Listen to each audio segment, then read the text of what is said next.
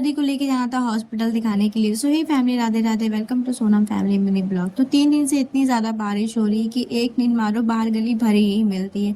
समझ में नहीं आता भगवान किस मूड में बैठे हुए हैं। सुबह धूप निकाल देते हैं और शाम तक पूरी गली भर जाती है पानी से।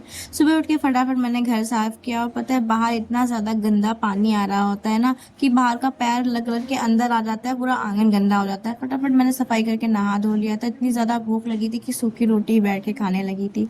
और फिर यहाँ पे देखो इन्वर्टर का तार निकल गया तो मम्मी इसको ठीक कर रही थी।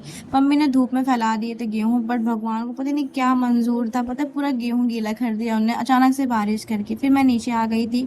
थोड़ी देर बाद जहाँ दादी को लेके हॉस्पिटल थी, इधर फटाफट तैयार हो गई थी। मैं, मुकेश और दादा हम तीनों गए थे दादी को दिखाने के लिए। मैं यहाँ बैठ के वेट कर रही थी, दादी अंदर चेकअप करा रही थी। दादी की ना बहुत ज्यादा मतलब वो होम्योपैथिक की दवा जो पहले हो रही थी वो बंद हो गई, तो उसके बाद तबीयत खराब होने लगी थी, तो वापस हम लोग वही रिपीट कर रहे थे उनकी दवा के लिए।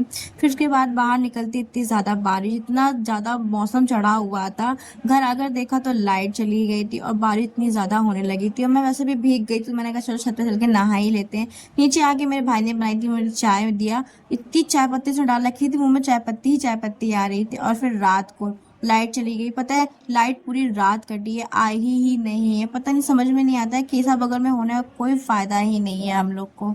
सो मिलते हैं नेक्स्ट ब्लॉग में, तब के लिए टाटा बाय, राधे राधे।